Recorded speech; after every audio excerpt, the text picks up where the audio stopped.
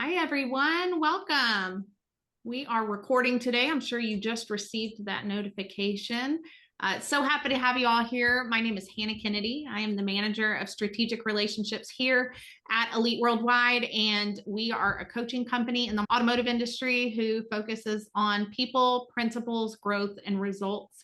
I have the honor of building relationships with the other industry experts in our industry who get to bring in expertise that I personally don't have. And so I can offer it as a value add to you as a shop owner to learn how to do things better or improve your business. And so I'm excited to introduce one of the partnerships that we have today, which is Promotive. And so Sam Freeman is joining us today. You may even know her. She comes from our industry. Sam, you are the partner relationship manager at Promotive, and you've spent 18 years in the automotive industry, especially the aftermarket, helping shop owners and vendor partners solve real world challenges. So Sam's known for being dependable, genuine, relationship driven. She has lots and lots of positive energy and has a nickname, Selfie Sam.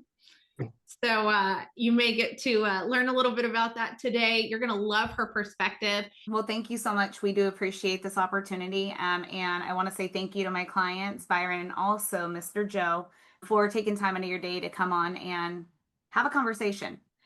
So before I jump into anything crazy, Byron, I'm going to start with you. Introduce yourself. Tell us who you are, where you're from, what you do, and maybe a fun fact that is not on your Instagram. On my Instagram.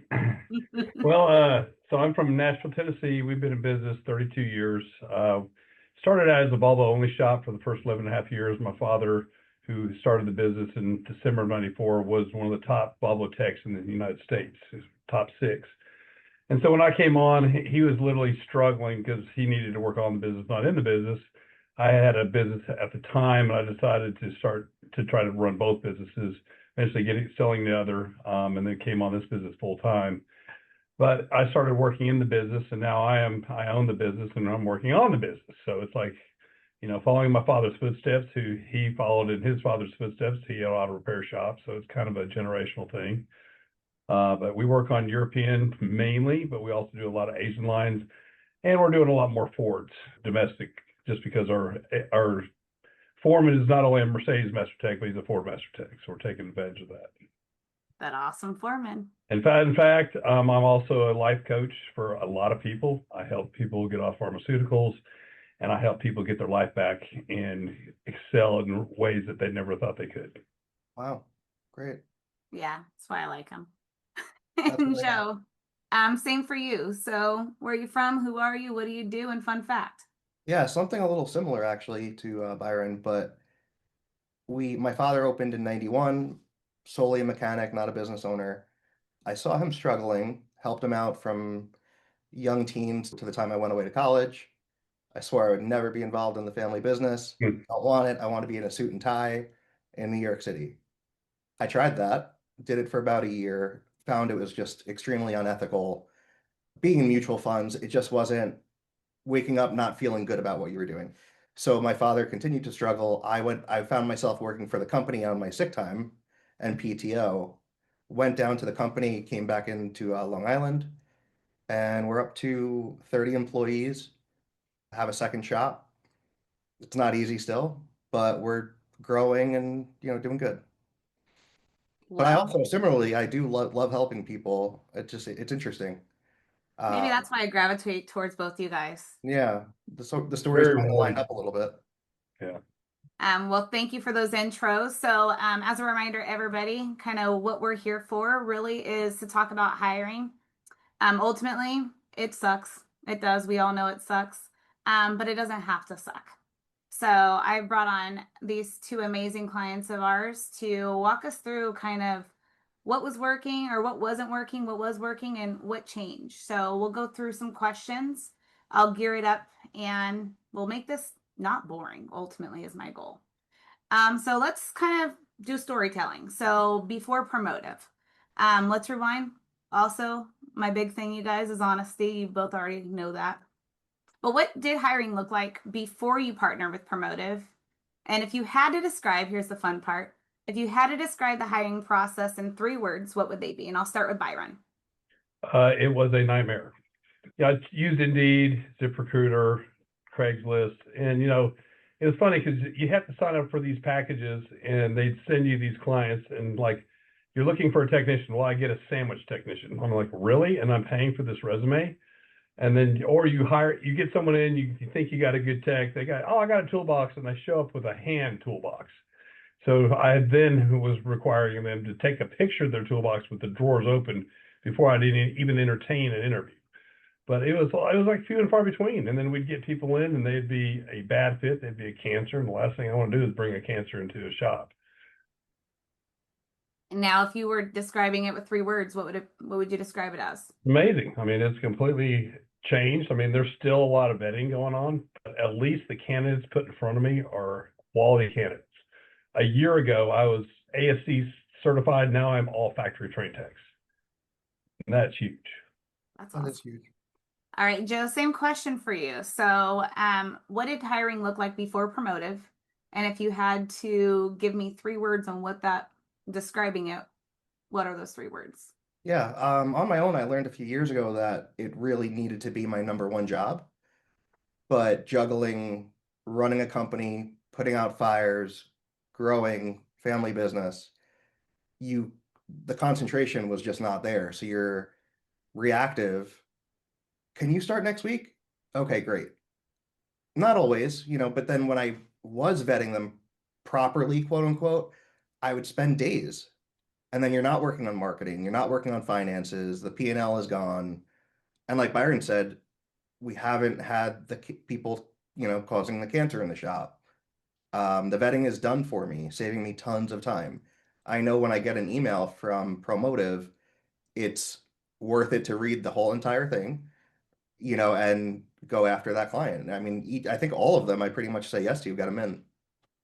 If you don't, I come after you. I'm just kidding. So for some fun things here. So if hiring were a movie, what would the title of that movie be? Hiring now or hiring then? Hiring then. Gosh, nightmare. I mean, it was Nightmare on Elm Street. Right. It's very stressful. Let me just put it that way. Joe? Oh, I don't know. All right, I mean, I can come back if you want on that one. Yeah. All right, and let's kind of talking about that, the before Promotive piece. What was one frustration or a time waster that really just, if you think about it right now, it pops out on your brain? I'm gonna go with Joe first. Yeah, I'll be there at 5:30 tonight. Okay, I'll wait for you. It won't show. Doesn't show. References, horrible. It was just chaotic. It just wasn't worth the time. Most of it was hard. Byron?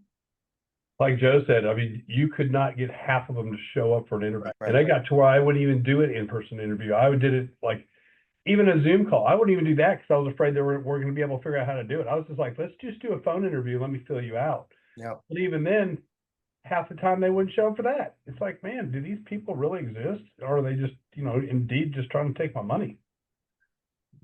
Now, kind of going back again, still before Promotive, what was that turning point for you? When did you think, all right, something has to change? And how did you hear about Promotive? And I honestly don't even know these questions, so I'm curious to know. I heard about Promotive through our 20 group, and I can't remember who it was in our 20 group. I'm with IFE 20. And I was like, I got to try something. I mean, I was literally seeing the dirt of the earth coming very quickly towards me financially. So I had to make a change. I had no choice. And, when we lost our foreman, I had to put somebody in that position, and that person turned out to be a cancer and was literally running off employee after employee. And even some of the first employees I got through Promotive, they were leaving. Finally, I did exit interviews, and I figured out what was happening. So thank God that I went out on a limb, and I told Sam, I said, look, I got to replace my whole staff pretty much in the shop. And we came up with a game plan. We replaced the foreman, and it was just like, I held my breath, but God was very faithful, and it paid off. Hey, we had to tag team that foreman to be able to actually get an answer, but hey, it Well, worked. I mean, you worked your butt off, Sam, and my hat's off to you for that. Well, So thank you. I always send people your way. I'm like, talk to Sam. I appreciate you. Joe, what was your turning point like, and how did you hear about Promotive? Yeah, similarly, I had a foreman that wasn't any new hire would just it was a revolving door. And I didn't figure that out until too late, but it was intense Google searching, social media, every group. I'm pretty sure I found you guys on social media. I have to go Oh, back and think about it. Um, but it was just taking my mornings, oh, paying hu- hundreds, if not thousands a month to Indeed to get a valet applying for an ATEC. so Uh, what I hear is we need to increase our fees. I'm joking. no, absolutely not. But that's the thing. Like I've heard from other people who I've, tried selling on from Promotive for even just use it. Oh, well, it costs money. Well, what does your time cost? Do you value your time at all? Which I think is tough for a lot of people. I have found that working on marketing is more important than not doing well at hiring. And it costs a lot of money to not have that person in the position that you need. The foreman, the service writer, that costs a bit more than Promotive's fee by far. Way more. Yeah. So you guys were losing more money than it was to tag us in and say help out. Draining, like I said earlier, chaotic, reactive, extremely. Yeah. Now, recruiting is something new in this industry. It's not something, I mean, they have it for doctors, they have it for engineers, they have it on that side of the world, but automotive is its own lovely snowflake, as I call it. It's not the same as everything, and everybody's a little bit different in this industry. Was there anything that you were, when you started with us, that you were skeptical about, or that did you have like a toe in or a foot in? What was your initial like thought process when starting with us? Well, I'm always skeptical. I think like other owners, you're always skeptical of hiring someone, some monthly fee that you're not going to get anything from, and you don't know how to cancel it. They're not going to answer the phone. I hired a tech through Sam Promotive within a month. He's been with us a year. So that was a buy-in. You know, Steady, doesn't show up late, perfect employee, no comebacks, steady hours every week. And that's my experience since. Byron, what about you? Well, I mean, I think when I finally made the choice to call you, I had no choice. I mean, I had to do something. And when I started to see the resumes coming across my desk and the experience level and the training, I'm like, wait, whoa, these are actually look like good candidates. I Yeah. mean, of course, so we had our fair share of ones that weren't. We had one guy that worked for a month and left his toolbox here for 6 months, it seemed like. And, then to come and find out he did that everywhere, but, that was just one of many. But right now I have all different techs. From a year ago, I have completely different techs. I have changed out my whole entire shop, which is unbelievable. We still got some syncing doing, but everybody's working well. Everybody's playing nice. Nobody's biting each other in the back and throwing each other under the bus. And there's nobody out there pissing everybody's cornflakes every morning. I could say the same thing. Everyone shows up on time now. They respect each other. Yeah. Respect is So, huge. yeah, I mean, if you don't respect who you work with, you ultimately aren't enjoying what you're doing. If you're not enjoying what you're doing, you're not giving 100%. It's not Right. even a possibility unless you're really that competitive. But let's kind of talk about now. I know you guys have sprinkled in the promotive experience, which I appreciate. And just for everybody listening or tuning in, this isn't scripted. I barely told them what I was going to be talking to them about because I wanted it to be real. I want you guys to see from a true perspective of clients what they went through and where we are at the end. Not at the end. You guys aren't leaving me, but I got you better stop it. it. Once we began working together though, again, you guys have kind of covered a little bit of this. What was the first thing that you noticed that felt different?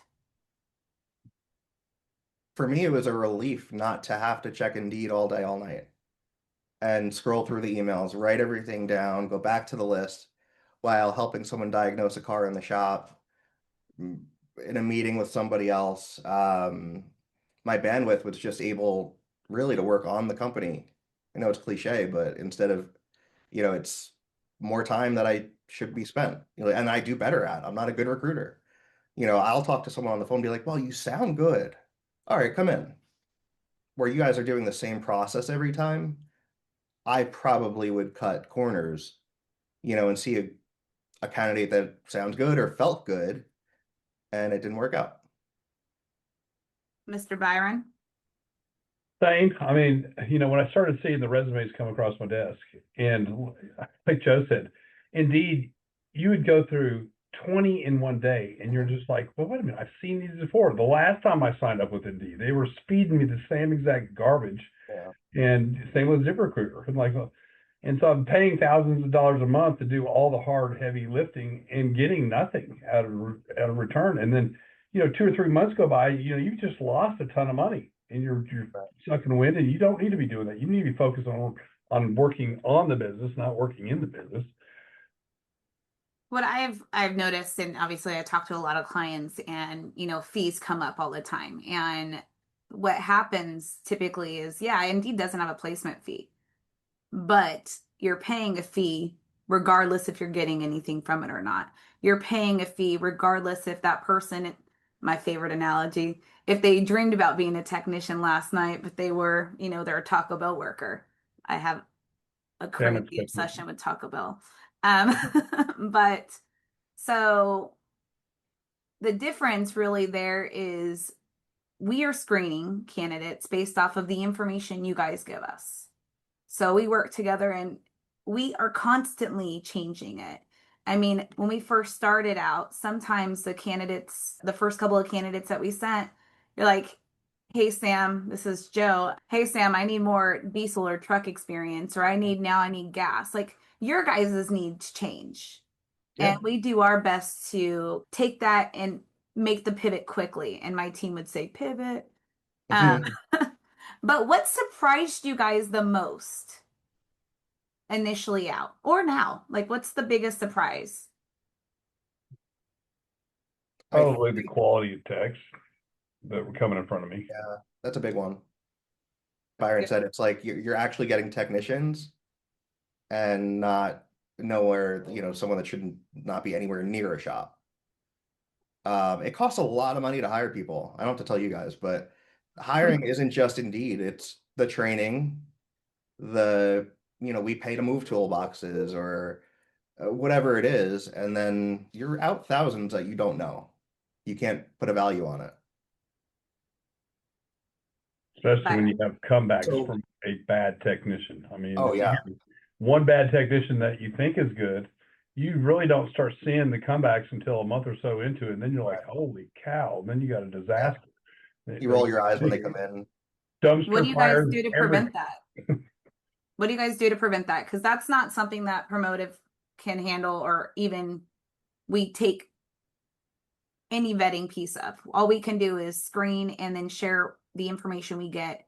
And we kind of leave that to you guys to make the determination on, are they full of crap, or is there some validity behind their skill set? So what do you guys do independently to help ensure the quality of hire? I want to say the quality of the technicians, let's say you're bringing me, are way better than we had. And I felt like we had to do our part to do our best with training, instead of being reactive and throwing them on the first break job that walks in. Our newest tech, we had a week working side by side with we call it rack and roll inspection team up front. This is how we do it. Ethical, honest. If you hit something, tell us. They learn everything within that week, as much as they can retain. But I try to do my part because you guys are doing yours by far. We're a partner. Yep. And I have to say, the commitment from Promotive has not decreased and only increased since day one. That makes me very happy. Yeah. Don't make me get all sad here or all happy tears. Yeah. Hey, this is not an easy job. I've done a lot of different jobs, and I vocally say probably at least 3 times a day, this is the hardest job I've ever had. Wow. And we're managing uncontrollables. We're managing clients and their expectations, which go like this, depending. I mean, Byron, you were mad at me at one point Joe, you've been mad at me at one point, but we worked through it. Yeah. But candidates as well. I mean, ghosting, I swear one of these days I'm going to fix that, but we can't control it. We have to set a standard as an industry to help curb that and let the technicians know that we're documenting this. You don't want to ghost. And that's not just us, it's across the board. Sorry, you guys. I told you I was going to get on a tangent, go sideways. Let's talk about results and wins. So, can you share? Oh, Byron, I know what your story is. Can you share a specific success story, a standout hire, Kevin, or a moment that you realized that this process was actually working? Well, I'll tell you, is when we were our last foreman and manager, it was not working out. Nobody wanted to come to work. The anxiety to come to work was so bad. So finally, I had met with our current foreman. I passed up a job as a technician, so I petitioned him, and we had breakfast off-site one day. I said, look, I want to put you as foreman because one of my existing techs had worked with him in Florida, and I want this to be your shop, but I want you to come in and work as a tech for 2 weeks and see how it's run so you can understand what we're dealing with. And then at that time, I want you to make the call whether we keep the individuals that are causing the problems or we have to just purge the shop. And we did that. And, I went from 5 technicians down to 3, and we should have 6. So that was scary. But within a couple months, we had 2 more technicians. And then, now we're back up to, we've lost 1 since then, which is the last of the old guard. And now I'll have 5 techs starting Monday. And these are all production factory trained techs. They all like to work with each other. And, I'm excited. It is fun to go when we have meetings, how excited they are about the future of the company, and to have them really taking ownership of that is huge. Whereas the last guard, it was all about them, me. They didn't care about the company. That's great.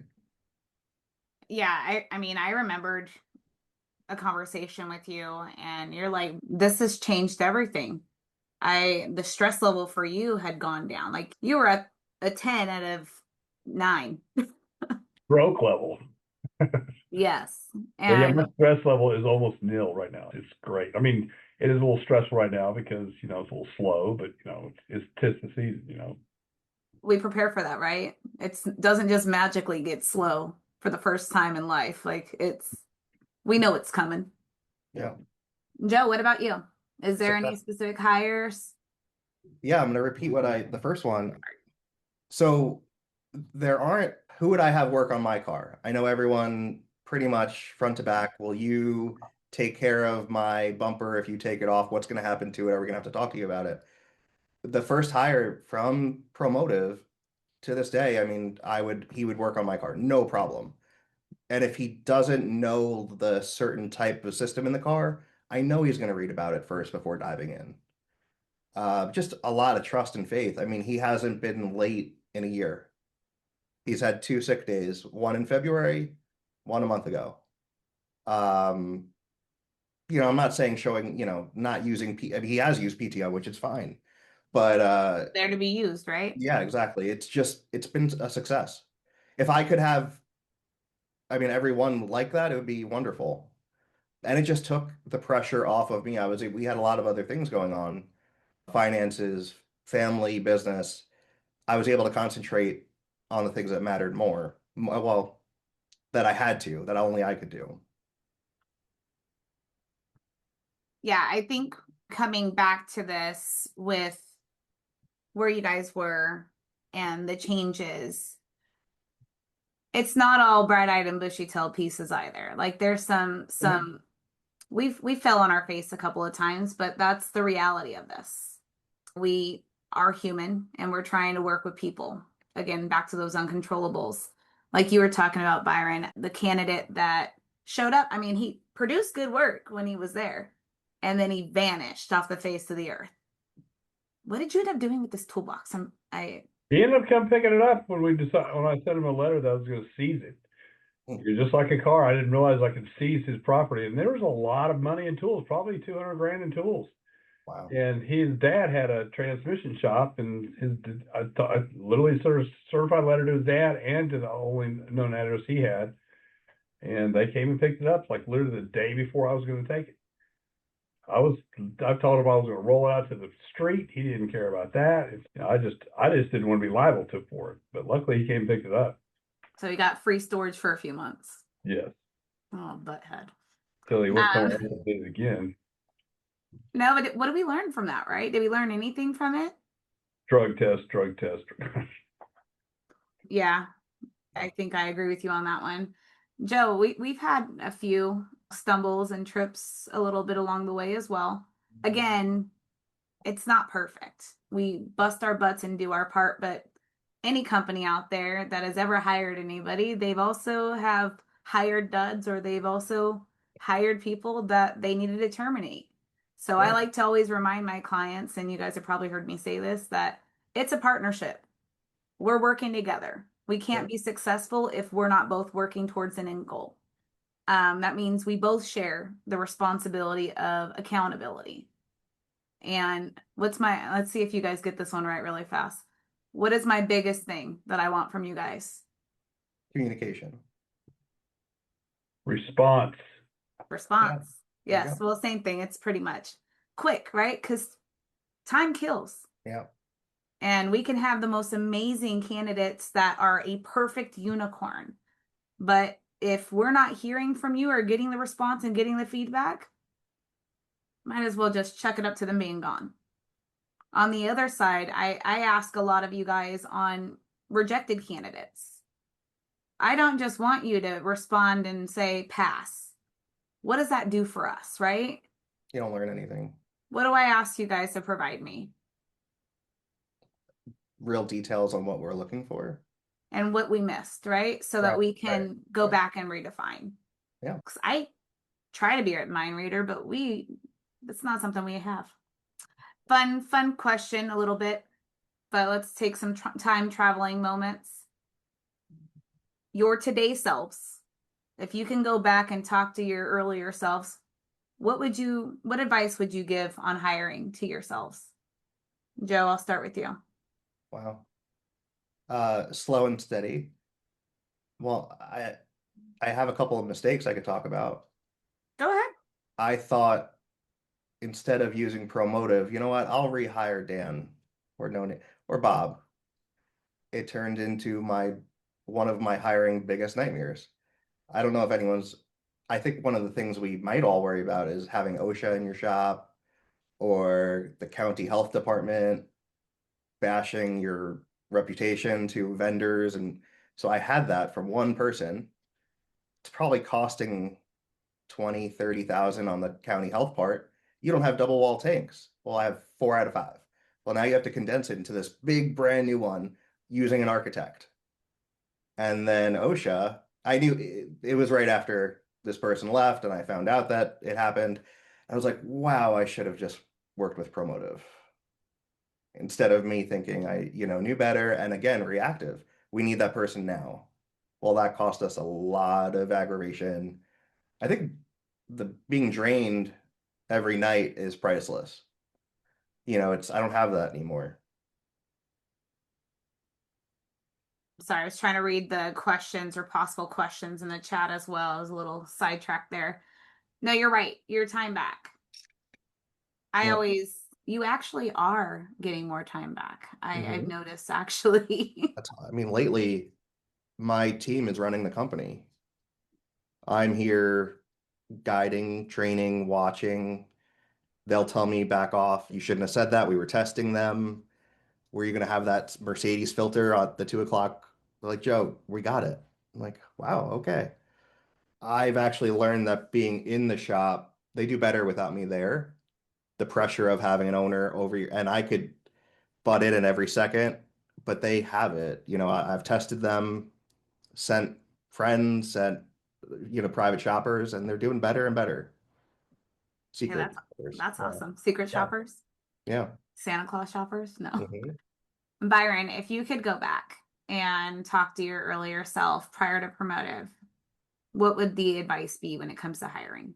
kind of like Joe, I could make the company run 95% efficient, but nobody's going to like me. Nobody's going to want to work for me. Mm-hmm.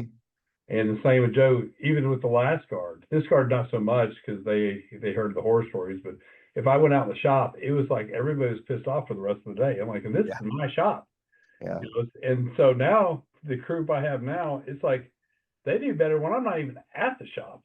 And so if they're Yeah. turning 85%, everybody's happy and consistent, I'm happy with that. Even though I could make it 95% efficient, as long as everything's getting done, customers are happy, we're hitting our numbers, I'm fine with that. Yeah. So I just need if I could tell myself, trust your employees to do the job you hired them for. I Awesome. agree. Yeah. And then you figure it out faster when you do that too. So if it is. Oh, sorry, my bad. I'm gonna pivot because I see a question in here a little bit, and I think that it's awesome to have you guys answer this one. I'll butt in if I think you're going the wrong way. I'm just kidding. So the question is what is the discovery process when a shop reaches out to Promotive to see if the shop and Promotive are a good fit? So you guys went through that process. Yeah. There was a lot of communication. It wasn't just a number, an email, a phone call. I think the connection is super important. Like who you send me is helping me with my life ultimately. Not only the company. And we've been through ups and downs with a couple of hires that I made personally. And you helped me through it. I mean, even down to, hey, can you look into what do you think I should pay this person? Like, I've never had this position. And you gave me information. I mean, what was the question? How did the beginning? I can go off on a tangent too. Yeah, no, I was gonna will you back in. Yeah, yeah, yeah. At the I got beginning to was easy. fish. You have to try something to know. Like you can't, I don't know. I think kind of the question here I think is phrased more along the line is what did we between Promotive and TLC, what did we do to identify if it was going to be a working relationship or something worth it? And I'm going to answer part of it and I'll let you kind of answer the rest of it. Okay. So we will typically bring on candidate or clients that have a need. We like to remind them that normally people that reach out to us, they had a need and want a placement 3 weeks ago. Unfortunately, we can't move that fast. So we like to reassess what the expectations are. But we have meetings, we call them intake calls with our clients when they do sign up with us. And we go over what the history of their business. How long have they been in business? What services do they provide? What vehicle and makes and models do they service? I like to throw out crazy questions like, I know everybody does everything, but what vehicles and services do you guys see higher than others? Try to get a better understanding of exactly what the shop is, the culture is, and sometimes even go over readdressing what the shop's wants and needs are when it comes to hiring. I've had clients say, "Hey, I want to hire an A-Tech," and ultimately, after a few conversations and a few rejected candidates, it's like, I don't know if you really need an A-Tech. Maybe you need a foreman or a service manager and kind of readdressing that. So it's a relationship. It's a partnership on really diving in and understanding what the needs are and how we can help provide. And we've also let clients go that we just can't help. We don't want to just take people's money for the heck of it. We want to actually be able to provide a service. So going back to that on the intake calls that we did, and I've done re-intake calls with you guys because I took you over after you were with us. But how was that? Did you feel that it was informative? Did you feel that the company Promotive, understood what your needs were? I'd say yes. I mean, the fact that you could handle my harassment, I think was a huge, good green flag. But when we had that one tech that left his toolbox, you came back to me and said, "Look, we're not gonna charge you for this. We're gonna put some credit towards the next hire," which gave me the confidence that, hey, these people really want to do right and really had our success of our business at heart, and that meant a huge amount towards us and our company. I have the same experience actually that you brought that to my attention. I had a different company back a year or two ago, 2 years ago. They charged. The person left, didn't work out week one. They still charged.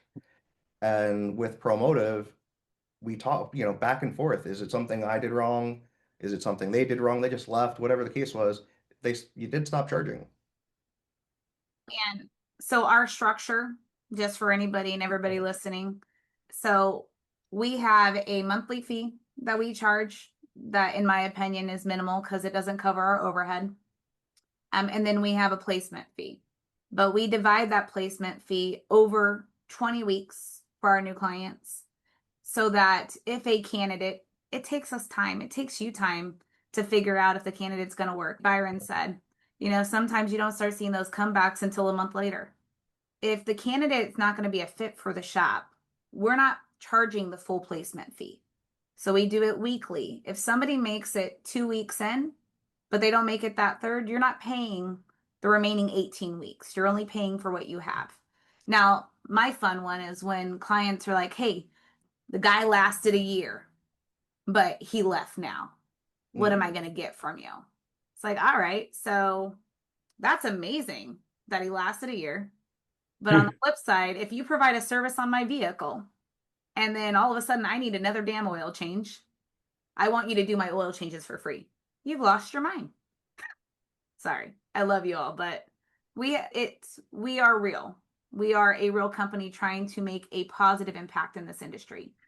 And I always tell people, treat people the way you want to be treated and come from it from your perspective on what you would expect from your clients. Sorry, went on a tangent again. Oh my gosh. Right? Isn't that how it always works with me? Let's go into my next question here real fast. Maybe. All right. So we already went through the horror stories. I kind of redid that one. I thought we were going to have more horror stories, but what is something about hiring people that is not talked about enough? Phrasing that in more of a sense of lessons learned. Like Joe, I think one thing that we testing out is working interviews or shadow interviews. Right. So we can, test, because ultimately somebody can sell themselves very well when it comes to answering some structured questions. But having them walk in your shop and having them take a look at, maybe not hands-on do the service, but hey, here's a situation on this car that's in for service today. Give them a little backstory and what would you do? How would you get to the result? Understanding their mindset and their thought process. I answered for you. I love Thank it. you. Appreciate it. That's exactly what I was going to say. You guys. All right. Well, if someone watching is where you used to be, what would you tell them? Don't hesitate. Hire performer or promote. I mean, $199 a month. If you're doing 50 grand a month in revenue, it's a no-brainer. If you We're have, actually $249 a month, but whatever it is, I don't even know anymore. Whatever the fee is, it's not. I paid way more than that in my time, emotionally, being at the company on weekends. They don't show up. It's just well worth it. I mean, the fee is nothing. And I don't want to sound like cocky or anything, but it's not. We buy a part for our performance car, personally, with the drop of a hat. Like it's nothing. And it helps you tremendously. It's the driver of your company. We're going to be opening another shop in the future, and I have full faith we're going to fill it. Where before I would just be worried or anxious that it's all on me. How am I going to do it? Like the first shop's not running on its own. It's impossible. So you're doing the work. And I'm big on hiring consulting companies. I have a friend that sold their company to Motorola, but before that I learned, oh yeah, I have a consultant coming in for this. Wow. Okay. So you're super smart. You're smart enough to know to hire. And that's where, I started learning that, I think.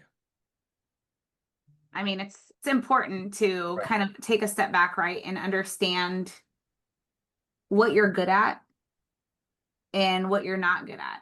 I mean, when I first started here, everybody here was just typing notes on these intake calls. I'm like, I'm not good at that.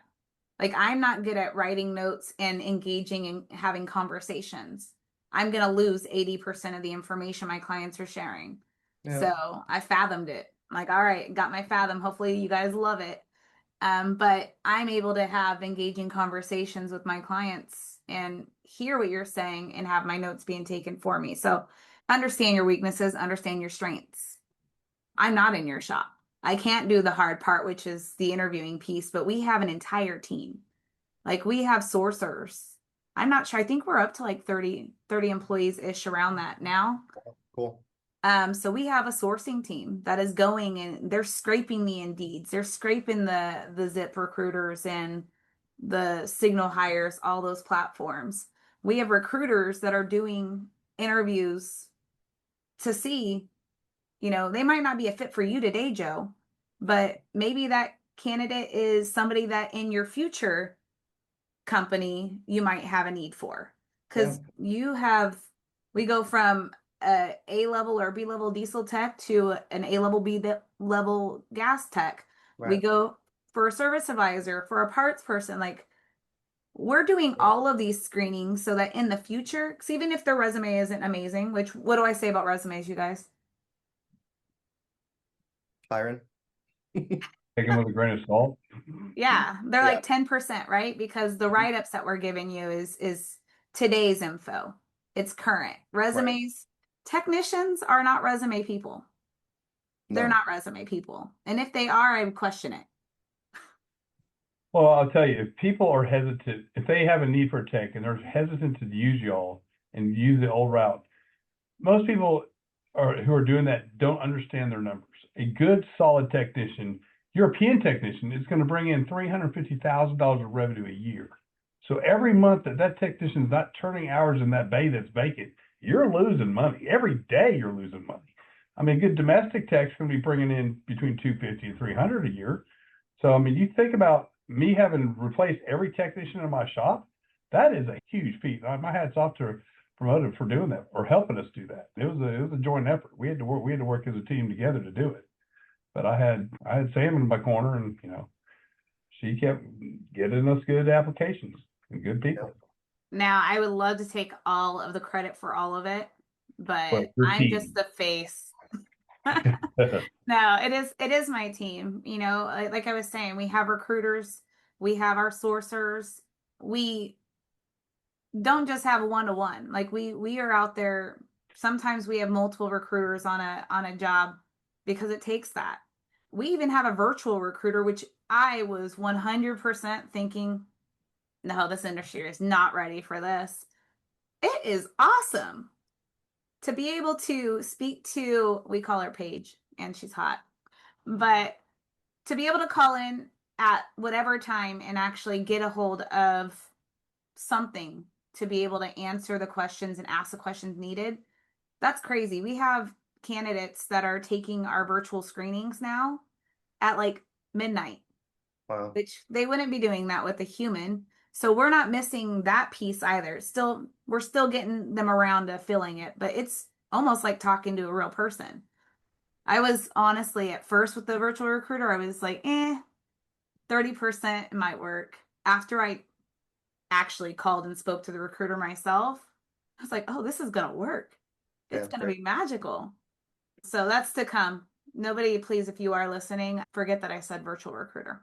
There is a question here, and I want to elaborate on it a little bit. So, curious as to what $249 a month includes, and is there a contract? And then how high is the placement cost? If they offer to spread it out over 20 weeks, can we elaborate? And this is for Heather, and let's see your last name here. $249 a month covers us posting a job, and we have it on multiple job boards. We are sourcing on it. We are working on getting candidates submitted over. Now, that depends. There's no quantity of candidates that we're going to guarantee because it depends on area, timing of the year, the market. I mean, it kind of goes along with car counts as well. It's crazy. When you see car counts are down in your area, you probably see a higher increase of people hitting the streets looking for jobs, especially with more flat rate being a thing out there. We do not have a contract per se, but we do ask that you're with us for a minimum of 90 days because we're not miracle workers. It's not something you're going to get overnight. Sometimes I have candidates placed in a week and it's magic. And sometimes I have a job that's been open for 6 months. The reality of it is we're working. I was going to say something, a bad word. We're working and screening candidates. We're not just sending you anybody. I have a lot of shops that are like, oh, I haven't gotten anything recently. Yeah, because they're not worth your time. But it doesn't mean we're not working. And also, we're not looking for clients to come on board with us and kick us to the curb once we got a placement. We have a big picture for this industry. So we have passive options so that if you don't need somebody right now and we've filled your need or you filled it, we can move you to passive so that when you do need somebody, you tap our shoulder and we can start working versus from having to restart over everything again. Placement costs. So it's typically 15% of the OTE. So if you have somebody that is, I'll do some math real fast. Let's see, Joe. Yeah. Give me a number for one of your positions real fast. Go with 80,000. 80,000. All right. 15% of 80,000 is 12,000. So we divide that over 20 weeks. So it's $600 a week. But again, it's dependent on what that specific role is for. We've Okay. had placements all the way down to $4,000 before. It really just depends. Again, it's dependent on the OTE. If you have somebody that's an hourly or a flat rate, we calculate it, their hourly rate or flat rate at 40 hours times 52 for that OTE. I hope that answered the question. I think it's really fair. I had an accountant that said it was too expensive. I'm like, Oh God, give me flashbacks. you're Not right. ready. So we're gonna go there. I'm like, can you do it better? Like, what do you mean expensive? That's just, I guess I get that from, being our customers say you could be too expensive. Well, then, it takes all of this effort that goes into it. And you guys are sending resumes. Better, I even tested it a few months ago, and I took a lot of time to go through tons of resumes. And you guys sent me a few of the same names without me I could have just done nothing. Uh-huh. So that was a huge test. I mean, without even me trying, I was just desperate. I was like, you know what? I'll dive into it too. Why not? And literally the same names. And I could have saved a couple of days, a few days of time. We are using the same job boards everybody else does. I always joke on every one of my intake calls, like this door right here, it is not a factory where we're making people. I wish we were there, but it's not. So the biggest difference that Promotive provides is you guys go and work on the stuff you need to work, because both of you, I know, wear at least 5 different hats, and let us do the screening for you. Right. Yes. If you go on Indeed, if you go on some of these, you might find some of the same people we're working on screening as well. Yeah. But the big difference is all those other ones that you found on your own, we also screened, but they were not a fit for you. Right. That's why you never saw them. Yep. We have over 30 or 40,000 validated contacts in our database. We grow, I think, roughly around 1,000 new contacts at minimum every month. That's huge. And we're getting feedback. If you have somebody and you terminate them, I get that information from you to see, okay, where were they wrong? But also, let's understand that not every shop is the same. I've had a candidate apply an interview at one shop and the response was, oh, he's weird. He doesn't know anything. I took that feedback, brought him to another one of my clients, and was like, listen, here's the feedback, but you said send anybody. I sent him over there. That guy, the feedback I was given is, this is the smartest guy I've ever met. Yeah, he's weird. So what? We all are. Yeah. But so if somebody doesn't fit right at one shop, doesn't mean that they might not fit right at the other. We as companies in this industry also need to take some accountability that not every shop is amazing. I have a fun thing really fast. We have, oh gosh, it's already almost time. All right, really fast. Job hoppy. I love this one. So I jokingly tell my clients when they're like, oh, this guy's hoppy. I'm like, okay. If I have 100 different clients, automotive shop owners, and I ask each one of them, what does job hoppy mean? I'm going to get 50 different answers back. We don't know if they're job hoppy because of the shop or if they're job hoppy. I mean, Byron, before our lovely foreman, the other foreman was running some people off. If you saw that on a resume, somebody was there for 3 months, some companies out there be like, oh, he's job hoppy. He's not worth it. What? Well, it's usually job hoppy is when they've been to 5 different jobs for 3 months each job, and it's hard to believe that to be a foreman at each one right off. But, you never know. But I tend to shy away from people like that. But if we have somebody worth it, what do I tell you to do? Or ask you to do? At least interview them. Have a conversation with them, right? And ask them about it. Do you know how many amazing stories you guys can get by asking? Yeah, your time needs to be spent more in the areas that are going to move the needle forward. Some of these, again, you might find out stuff that was like, oh, okay, different perspective. We are at 5 minutes till the end, so I want to kind of wrap it up here and thank you all, first of all, for coming on and taking time out of your busy day. I understand what your day-to-day is. And do either of you guys have any last comments or last words? Yeah, you were very brave to have me on your podcast. But I know this. I know this. I absolutely know this, but it is what it is. Joe, do you have any last words? Oh, sorry, Byron, I didn't mean to cut you off. I was very happy to do it for you. I appreciate it. All you did for us. No.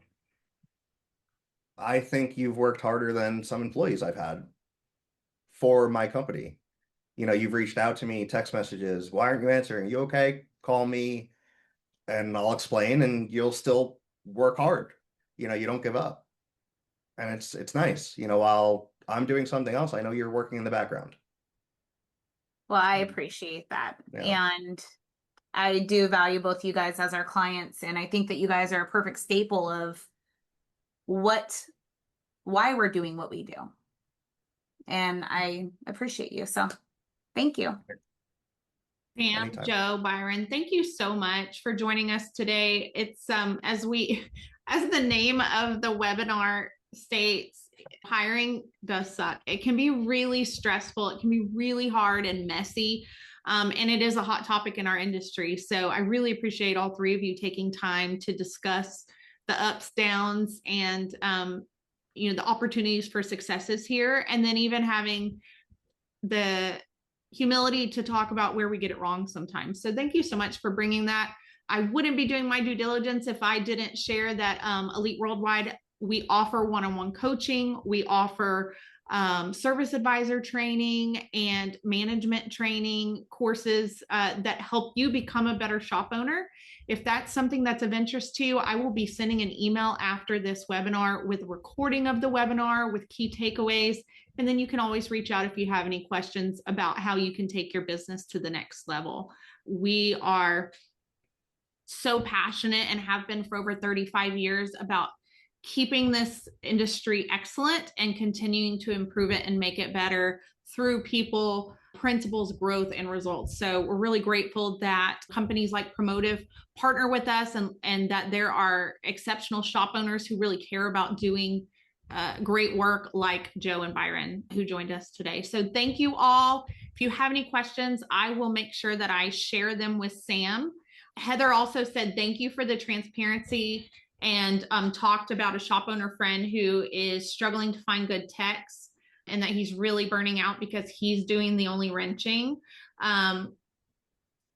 And she said, are there any statements I can share to encourage him to reach out to Promotive? I see the value, but he needs help seeing past the cost.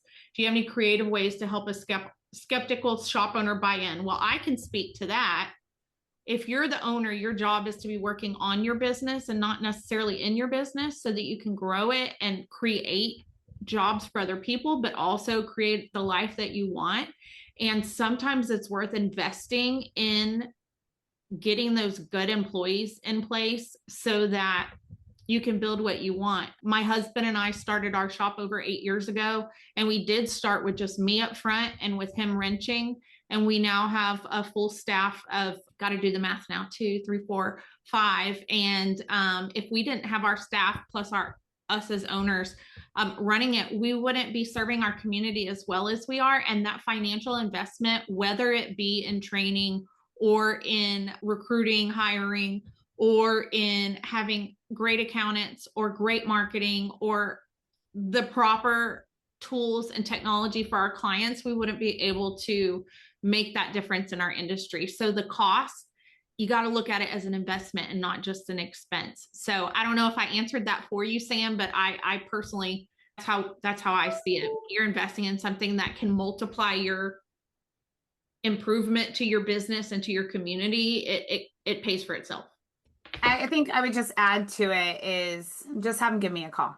We'll talk with him and kind of go over what his concerns are and see if there's anything we can help. We don't have to start out at an A-Tech or a Master Tech. Like, we can start out at the lower tiers to get him the support he needs. And that way the cost is less than, you know, a Master Tech out there. Plus it's a lot quicker to get that support. Guys, do you have any additional feedback? Exactly what you said. Work on the business, not in the business, because you'll never succeed long-term working in the business. You'll just burn out. Exactly. Right. The only thing I could add, what I thought about growing up when you were driving with your parents, my dad would not pull over and ask the gas attendant where to go. The faster you get the map, the faster you get there. Mm-hmm. The faster you hire Promotive, the faster your goals happen. You can't tell me that's wrong. I love that analogy. Yeah, you use Google Maps. I use it to work because it could be rush hour. Long Island traffic is the worst in the country. I don't care what anyone says. And I fight you on that from Houston, but I hear you. Okay. National off all the time. If you could save me a month, a week, thank you. That's right. Well, and as a reminder, our labor costs, that labor is what is providing our revenue. Right. So we need technicians to be turning wrenches. And if we can get people in the door, which is our job as the owners and our service advisor's job on the phone, and then you can invest in a technician because they are able to turn the hours and be the ones providing that revenue that your shop needs to continue to grow and run. So right. It's kind of a self-fulfilling prophecy. You invest in it, you get to grow, or you don't invest in it, and then you burn yourself out. Just likewise with coaching. I've had a couple of companies, they've been wonderful. Mm-hmm. And it's just, if you don't want consulting, then you don't want to grow or change. I think change is the most important thing. But well, thank you all. I will make sure that I include in the before the end of the week, you'll get an email from me, Hannah Kennedy, that has the recording, the key takeaways. It will have Sam's contact information and anything else that Sam and I discussed. So thank you all for joining us today. Sam, great presentation. Thank you. Joe, Byron, it's been really great to get to know each other. Have a good one. Thank you. Everybody have a great holiday. You too. Bye. Bye-bye.